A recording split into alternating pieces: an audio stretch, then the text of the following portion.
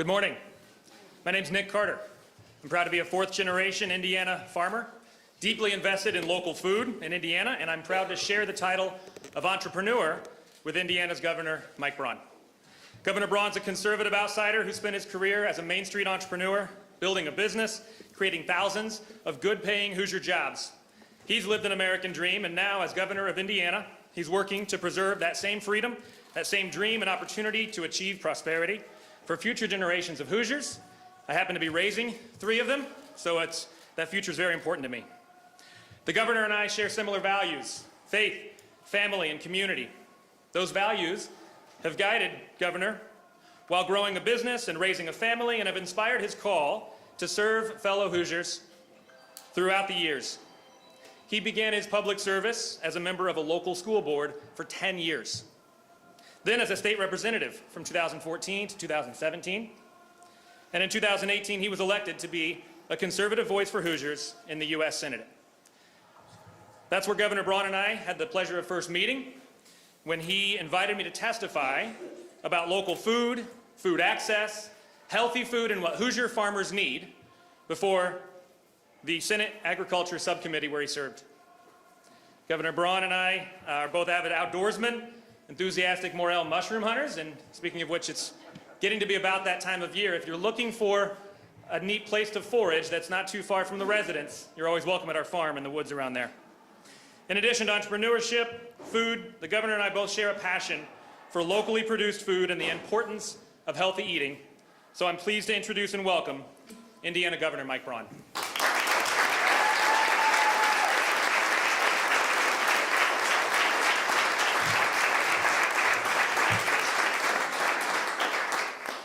Thank you, Nick. What a pleasure to be here talking about a subject that I've spoken about for years. It goes back to running that hardscrabble business that finally got to the point where I knew I could scale it, and then had to deal with an annual issue of how lucky I was that my costs were only going up 5 to 10%. I remember in that 10th year where all you could do is raise deductibles, change underwriters, enough was enough. I think the proudest thing I've done in business or government was sitting in on that HR meeting to renew or either say enough is enough. And in that one meeting, and I got most of this out of the insurance companies, they told me what would work, that insurance is about indemnification of critical illness or an accident, not about paying for every scratch and dent, basing it upon expensive remediation as opposed to wellness and prevention. In that one renewal meeting, become the insurance company, you reconstruct it completely by not promoting expensive remediation, making healthcare consumers out of your employees, basing it on an ounce of prevention's worth a pound to cure. I spoke about that in the Senate on the Health, Education, Labor, and Pensions Committee, and like I told Maureen so often, it was like talking to the side of our big white barn back home. Everybody gave polite consideration, nothing happened. President Trump tried to take it on with executive orders, only one stuck, and that's through the remediation system. What I love about this is we're talking about how to change the culture of promoting chronic disease through the way we produce our food by not preventing chronic disease in the first place. So I came out with 9 executive orders today, finally, to where you can do something rather than just talk about it. So happy to see an administration that's going to be entrepreneurial with it as well. So thank you, Secretary Kennedy, Administrator Oz, for coming in. You're setting the stage at the federal level. We're going to be your best ally at the state level. This isn't a usual top-down, one-size-fits-all public health agenda. We're focused on root causes, transparent information, and real results. We're taking on big issues like diet-related chronic illness, How often do you hear about it? Nothing happens. Children's fitness in our own schools and harmful additives in our food. Today's first executive order removes candy and soft drinks from taxpayer-funded SNAP benefits. What do you think about that?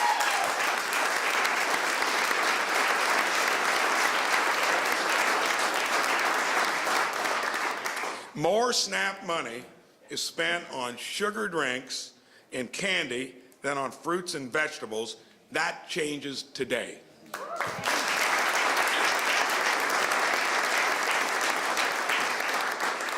We're kicking off a study of diet-related chronic illness. When I gave a free biometric screening to every one of my employees after reforming it, number one asymptomatic issue was diabetes. And it's so easy to nip in the bud, and it's very expensive to remediate it. The goal is to empower Hoosiers to address root causes of chronic illness with preventions, nutrition, physical activity, and early screening. That is so important, early screening. Hoosier parents are concerned with negative effects of food dyes. I share those concerns. Today, our health department kicks off a new study on harmful effects from dyes and other food additives as well.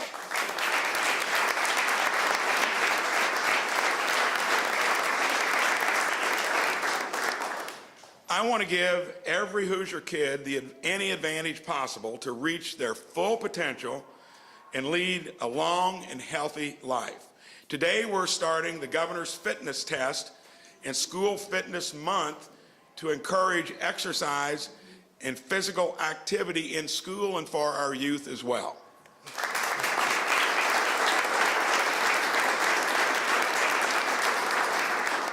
Indiana farms grow world-class nutritious food. Today, we're making it easier to buy direct to consumer food from local Indiana farms. We're also focused on the health of Indiana's biggest program, Medicaid.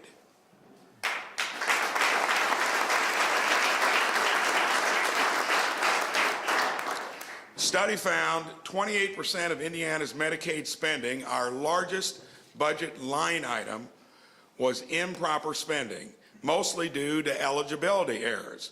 Today, we're taking action to make sure everyone on Medicaid is eligible for it in the first place.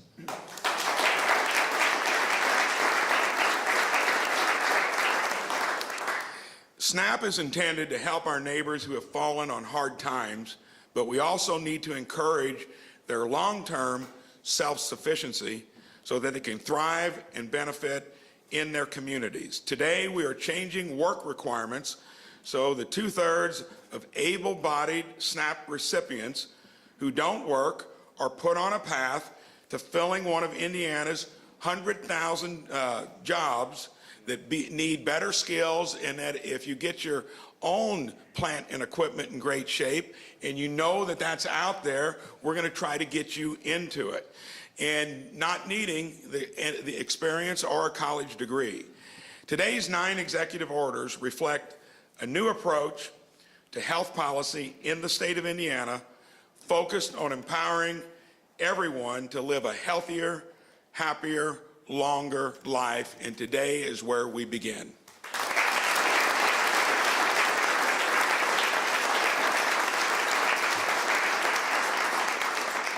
So when I heard about MAHA, Make America Healthy Again, I spent 6 years there trying to do it.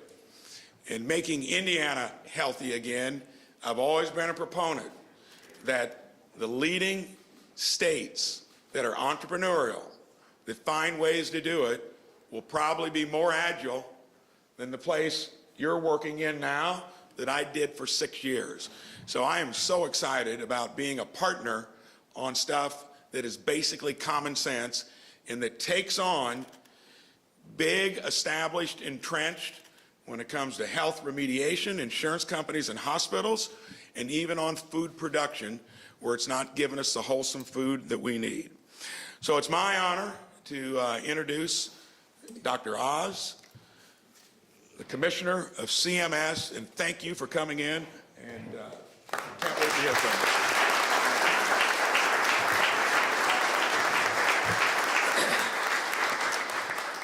This is a monumental day, not just in Indiana, but for this great nation, because 9 executive orders addressing MAHA initiatives, I think, breaks the record. Secretary Kennedy, is that right? By far. And I want to thank Governor Braun and his staff for so thoughtfully crafting these in support of President Trump and Secretary Kennedy's commitment to the American people that we will make this great nation healthy again. Now, let me give a little bit of background on why I think this is so important. And it all starts with the word subsidiarity. How many of you know what that word means? It's actually a fair number of Catholics hear that. Subsidiary means you push the decision to the person lowest on the totem pole who can make it correctly. It's the most efficient way to run organizations in general. And in subsidiarity, you don't want the federal government making decisions about lifestyle issues if the state can do it, because the governor is capable, he knows his people. And you can go down the path because the most important person in the entire hierarchy is the mom, because she knows you'll win the battle for health in the home, in the kitchen, the living room, the bedroom. That's where the real battle for health will be won. And these executive orders make it easy for moms to do the right thing for their kids. Now, my position as administrator of CMS is helping to ensure that the nation's health insurance programs create the right incentives, empower the right people, including especially patients, so they now feel like they own a piece of the rock, like they matter, like they have agency over their future. And we want to make sure that we allow all Americans to be able to appreciate how important these lifestyle changes are. And to do that, I'm going to do what doctors are sometimes forced to do, which is to give you some news you might not want to hear. But once you know it, we've got good news to follow. First bit, the #1 line item in the state of Indiana, as it is in almost every state, is Medicaid. That's not actually the most important number, because there's a lot of other things you spend money on, but it's the fastest growing as well. And that's the part that's most concerning, because this is a commitment we have made to our most vulnerable. And if it's doubling, as it has, I am told, in the last 4 years, then it's not a sustainable program. It's one that desperately needs to be saved and strengthened. To do that, we have to deal with another big reality, which is that the healthcare expenses in this country are increasing at 2 to 3 times faster than the economy. Effectively, we have now generated a healthcare system that has a country attached to it. And that's not healthy long term. If we're spending twice as much as any other country, not getting the life expectancy benefits that we anticipate, and 30 years ago we were about equal to Europe, now we're about 5 years behind Europe, we're going in the wrong direction. We're not getting value for the money we're putting into it. Why? Chronic illness. It drives 70% of the total healthcare budget. And the kinds of things that are in these executive orders will help reduce that incidence of chronic disease, because it turns out that about the most patriotic thing you can do these days is to get healthy. It will dramatically allow our nation to be as healthy as it can be, and it feels a heck of a lot better to be healthy than the alternatives. So how are we going to do this? I wrote down 3 ideas that came out of the executive orders. The first is walking. Little stat could come in handy at dinner tonight. If every American walked 20 minutes, exercised 20 minutes a day, broke a little sweat, it would probably reduce our healthcare budget, the part that I'm especially worried about at CMS, by about $100 billion. These aren't small rounding errors. These are massive ways of addressing the challenges that we face. The President's Council on Sports, Fitness, and Nutrition that I was honored to be a part of in the first Trump administration, actually created by Secretary Kennedy's uncle, John F. Kennedy, is a good example of how we can do this well. I learned on that committee that the #1 thing we often lack in communities are coaches. It's an action step. We should make it easier to mentor young people. I'll come back to that theme. Second big topic, nutrition. Quite a few of these executive orders touch on that reality. I'll give you a little tip that I learned years of studying nutrition science. Turns out that the most healthiest way to address food is to eat food that looks the way it looks coming out of the ground. That's like a simple way of memorizing what makes sense. That's why butter is better than hydrogenated oils, because it doesn't matter if butter might cause other issues. It's real food. Your body knows what to do with it. It's a home game. So we need to get everyone to understand the power of food. And to do that, we need to get parents and teachers and physicians and other health providers to understand it as well. The executive order that insists that to get credentialed, you have to learn nutrition if you're a doctor is critical.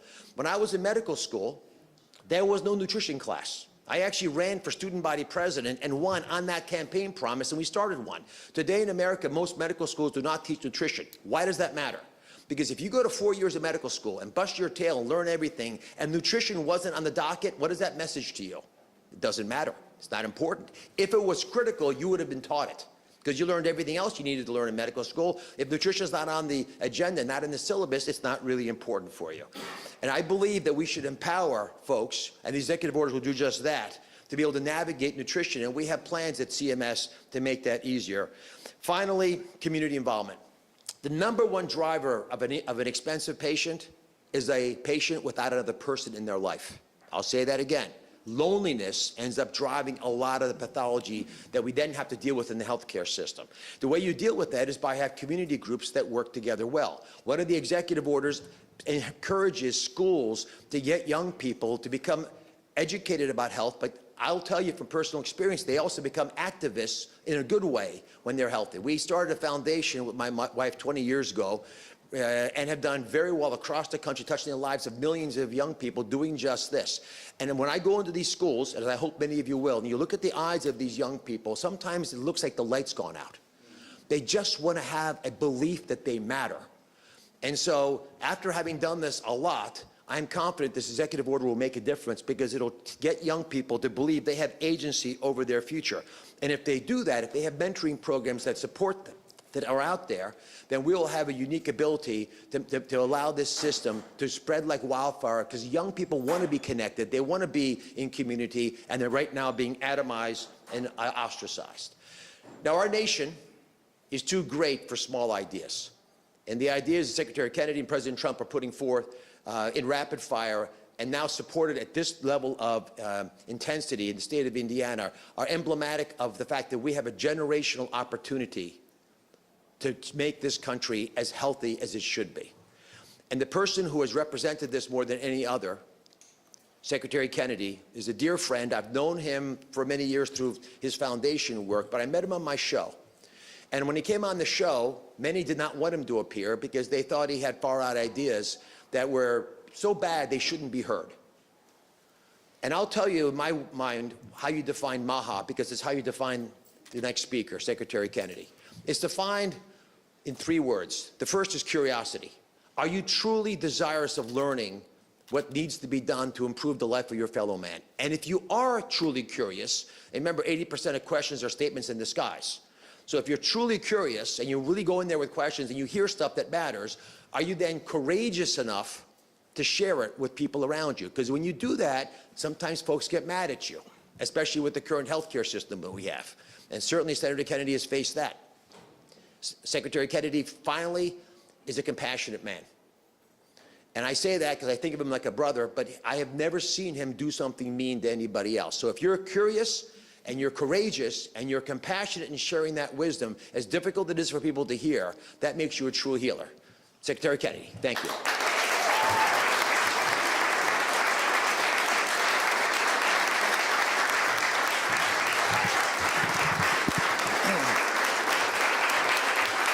Thank you, everybody. Thank you, everybody. I'm really happy to be here today. Very, very grateful to Governor Braun and to Mehmet Oz. But I've been to a bunch of states to announce MAHA initiatives over the past 3 or 4 weeks, and it's always been one at a time. And this one really broke the bank. 9 executive orders, all designed to improve our farms, our fitness, our food, our education, our health. And you know, I had the pleasure to meet with many of the legislatures in the state just now and with Governor Braun. And I was so impressed by the high caliber of the people there, the level of intelligence, the level of thoughtfulness, the commitment and the idealism in that room. And I have just nothing but optimism for the state of Indiana because of that leadership. We're in a crisis today. We're about to announce new autism numbers. They've again gone up dramatically just in 2 years. We have in some states as low as, well, 1 out of 20 boys having autism, one out of 31 kids. And when I was in my generation today, the rate of autism is 1 in 10,000. And this is just one disease. This whole generation of kids is damaged by chronic disease. I was talking to the governor that I walk through an airport and I see these young people who once again have hope because of what's happening in this administration. But you can see the chronic inflammation, you can see the mitochondrial challenges that they're facing. And this is not, as the governor mentioned, diabetes is a treatable disease. Virtually 100% of people who are pre-diabetic can get rid of that diagnosis through changes in their diets. And so it's treatable, and if 50% of our adults, when I was a kid, the typical pediatrician would see 1 case of diabetes during his lifetime, during a 40 or 50-year career, juvenile diabetes. Today, 1 out of every 3 kids who walks through his office door is diabetic or pre-diabetic. We just got new numbers from NIH that said 38% of teens are pre-diabetic. We have 100 million people in this country who are pre-diabetic. This is unknown in human history. And, obesity crisis, when my uncle was president, 3% of Americans were obese. Today, it's around 70% are obese or overweight. In Japan, when my uncle was president, 3% of kids were obese. Today in Japan, 3% of kids are obese. So it's a choice. And it's almost certainly because Japan has a very, very aggressive school lunch program. And make sure the kids get wholesome foods. And when you raise these children, as Mehmet said, when you raise them, they become advocates for good food. They become energized themselves, and they develop lifelong habits. Their taste buds are altered so that they have a yearning and a hunger for good food and a repulsion towards food that is making us sick. Today, we're the 4th most obese country in the world, and we have something that is unique in human history. We have people who are obese who are at the same time malnourished, because the food that we're eating is not nutrient dense anymore. And I was involved, in tobacco litigation back in the 1980s, in the late 80s, and the tobacco companies at that point were the most cash-rich companies on earth. And they saw the writing on the wall. They saw the regulatory headwinds, and their consumers were walking away from their product, and they decided to diversify. So they started buying up the food companies. By the mid-1990s, the 2 biggest food companies in the world were R.J. Reynolds and Philip Morris. And they transferred thousands of scientists that were engaged in making tobacco more addictive to do the same thing with food. And they developed in the lab all of these chemicals that are unknown in nature, that make food more attractive. But it's not food, it's food-like substances. So they'll put a strawberry flavor in the food, but there is no nutrients that you'd find in a strawberry. Your body is craving that, but it doesn't get filled up. And it doesn't give you nutrition, but you want to eat more and more, so you get obese, but at the same time you get malnourished. And they put addictive substances like sugar and sodium and others, monosodium glutamate in our foods, that make you so that you don't get satiated and that you constantly want to have more. They realized at some point through all these, that they could hijack the human brain in all these nefarious ways. But one of them is that they realized that one of the ways that your brain tells your stomach that it's full is how many times you chew.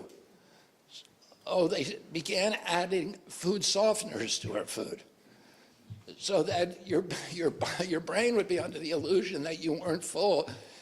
You can inhale 20 Twinkies and still want more because you're not chewing them. And so they figured out all these things, and they changed our food system in this country, so it is poison to us. and it is poisoning the American people. My uncle, as Governor Braun said, launched the Presidential Council on Physical Fitness back in 1961, and because he saw the healthcare costs increasing, but he also saw, more importantly, that our country, you know, Americans, when I was growing up, were regarded as the toughest people in the world.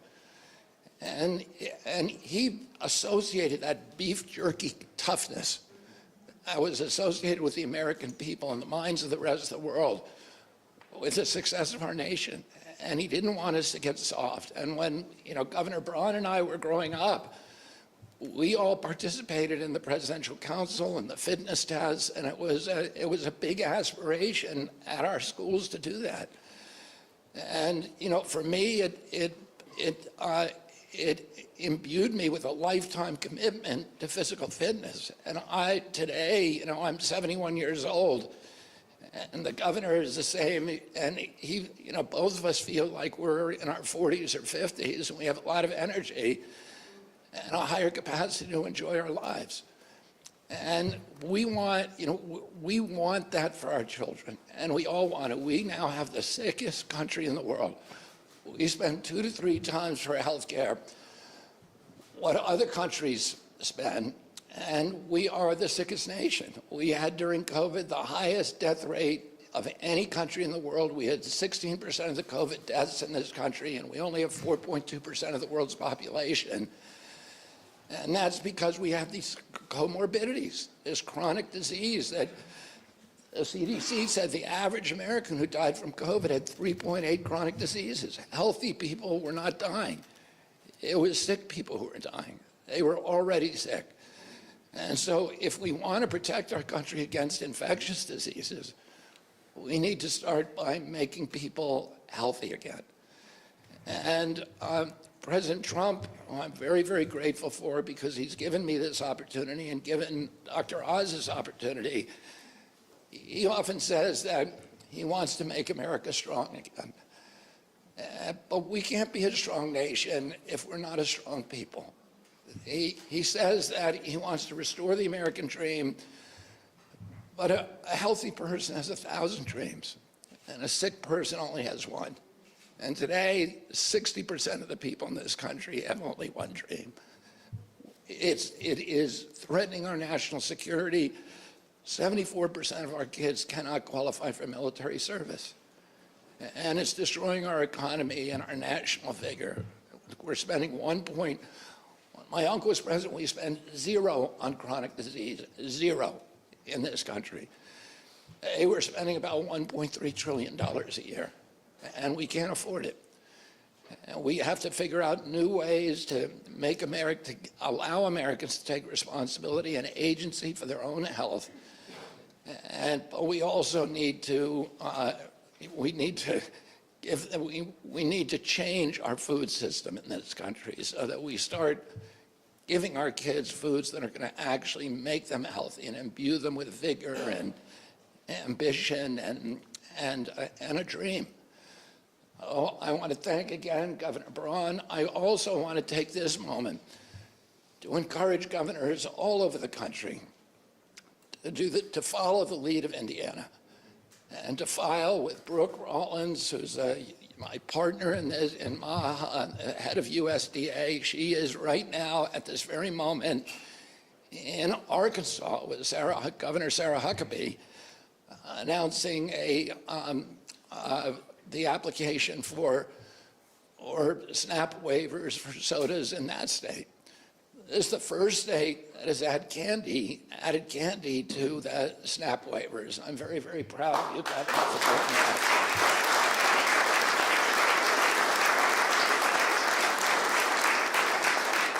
I look at Governor Braun as a really important partner in the MAHA movement, and a great leader, and I'm very, very grateful for you taking this very ambitious steps that you've taken today.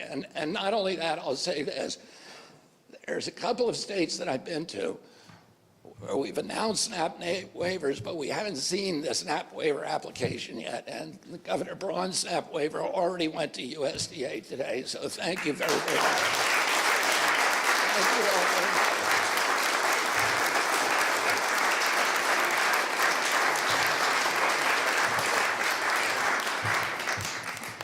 So what a pleasure to have these two come in and weigh on an issue that's important not only to Hoosiers, but the rest of the country. And we will take a few questions for any one of the three of us about make Indiana healthy again or make America healthy again. So, Braun, how do your executive orders address Indiana's maternal mortality rates? And if so, how do those executive orders address that specific issue? so that's a shameful statistic for us. When we've got the highest healthcare costs of any state in the country, and we sport the worst statistics on infant and maternal mortality rates. So when we're doing that, it's systemic. So every one of these executive orders is about changing the underlying issues that we've all got control over. So each one of them will play into that. And when it comes to something that we hold dear like that, that is one of the metrics. If we get it right, we'll see those statistics go the other way. The SNAP benefits, going into that, you talked a lot about how you're removing some of the things that you can purchase with the SNAP benefits, but there's a rising cost of food and rising cost of living. Can you do any of the executive orders address the difficulties with affording food or affording the ability to have the time to invest in a healthy lifestyle? Can you say your name and what outlet you're with? Indiana Public Broadcasting. So the whole idea of affordability and accessibility, that is something you can't sidestep. Because if in fact it is going to be more costly to actually eat better, we got to find out entrepreneurial ways of addressing it through the folks that produce it, and not necessarily just asking for more to get it done. Because even Medicaid, Medicare, which actually are less costly than the private side of health care, begs the question of why is it less costly to remediate there than going through the private side. All of that weighs in, and all I can tell you is if you keep doing more of the same and you're not looking at other approaches, you're guaranteed to keep going into those bad statistics and same bad results. That's where I invite the real world that solves these problems without government being in the way to help figure out how to do it. One more question. Secretary Kennedy, you mentioned that in order to be effective in fighting infectious diseases, we have to start at the preventative level. We know there is a measles outbreak in Allen County. How do we start when it comes to measles? How do we fight if vaccines may or may not be the answer? Just wanted to clarify, because you said last week that, you know, we do support these vaccines, but at the same time, they don't have a long term, they don't last long term. They wane out, as you mentioned. Just wanted to clarify your statement. I mean, first of all, I would say that CDC in this case has done a very good job at controlling the measles outbreak. We've had about under 700 cases nationally, and in Europe they've had 127,000 cases, 37 deaths. People get measles because they don't vaccinate. They get measles because the vaccine wanes. The vaccines wane about 4.8% per year. And so, you know, that it's a leaky vaccine, and that problem is always going to be around. We need to also make sure that doctors know how to treat measles and how to treat the associated diseases, the pulmonary diseases that often come with them, and bacteriological. And we can't rely simply on the vaccine. We also have to know how to treat measles. Children shouldn't die of measles. When I was a kid, before the measles vaccine was introduced, there was 500,000 people who got measles, as many as 2 million a year. And nobody got in the newspapers for that. But the death rate was about 400 people a year, mainly children who were malnourished. Children, so it's a infection fatality rate of 1 in 1,200 to 1 in 10,000. children, healthy children should not die of measles, and there's no reason they should. If the doctors know how to treat at the hospital, that will not happen. Wait a minute, any other questions for Dr. Oz or Secretary Kennedy? We'll do about 2 or 3 more. Go ahead. Vaccine hesitancy is a big issue right now, and we're seeing that this trend is growing. One of the core issues with this is informed decision-making. Parents do not feel like they have the ability to make informed decisions about vaccines. Theirs is an epic failure. I'm a master's prepared registered nurse from Fort Wayne. I have done continuing education on VAERS, created it for nurses because there's nothing out there. Now, this system is a failure. Nobody knows about it. Nobody knows how to use it. Indiana is prime position to do an overhaul using VAERS ESP, electronic support for public health, used widely across the country to do automated VAERS reporting. We also have the Indiana Health Information Exchange, which has collected all of our medical records for probably the past 10 to 15 years, along with mandatory reporting within 7 days of vaccination. So we are primed to do this. Can we start an initiative in Indiana to study the outcomes, the health outcomes of vaccination in Indiana and assist with this initiative? I mean, the issue that you're raising is absolutely critical and important, and it's outrageous that we don't have a surveillance system that functions. CDC did a study on its own vaccine. The only surveillance system it has VAERS, really. And the CDC did a study on it in 2010, and it captures fewer than 1% of vaccine injuries. So that's CDC's own study. And they had at that time a machine counting system that they were going to roll out to all the HMOs, and they put it on a shelf, and we are going to roll that out. Exactly the system that you're talking about, we're going to improve the surveillance, we're going to get the data sets from everybody we can, we're going to do data sharing agreements with scientists all over the world, with the best scientists, and we're going to find out what contribution vaccines and everything else, mold, EMF, food, all of these other exposures began in the late 1980s. Which one of those are the culprits? I suspect we're going to see that there's a lot of culprits, but we need to know. You're right, people don't have informed consent, and people don't trust our agency anymore. You know, the trust of the agency is at a historic nadir, and the way to make it trustworthy and the way to make people to improve vaccination is to make the agency trustworthy. And that's what we're going to do.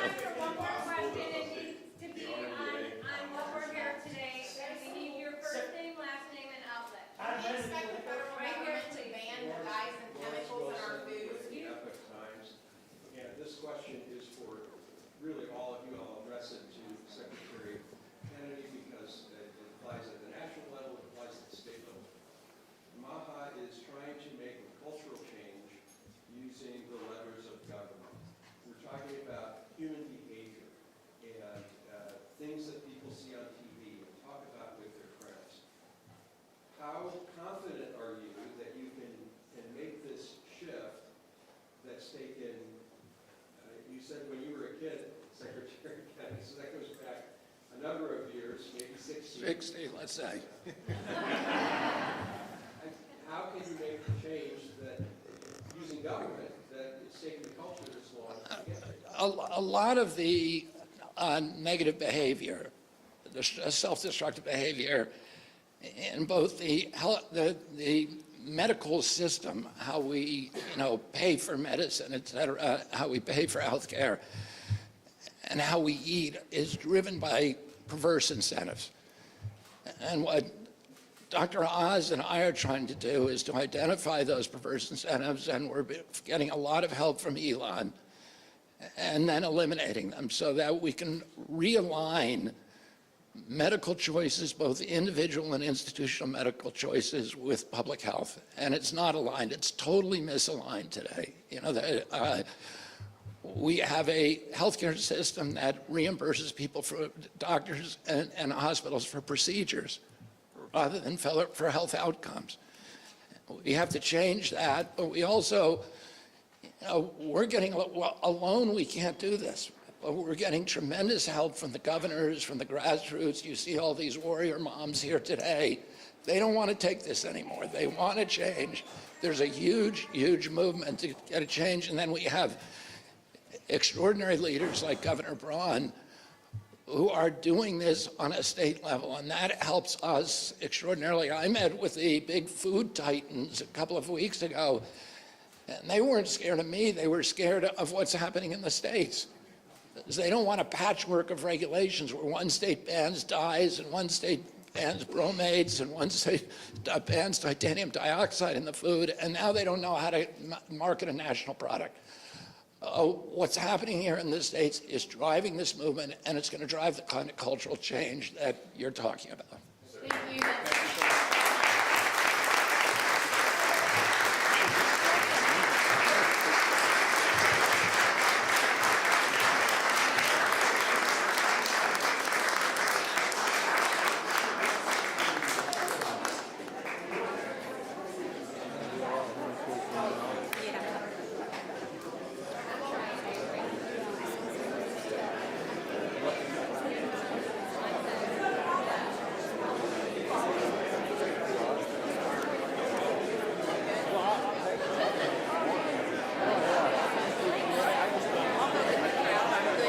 Thank you.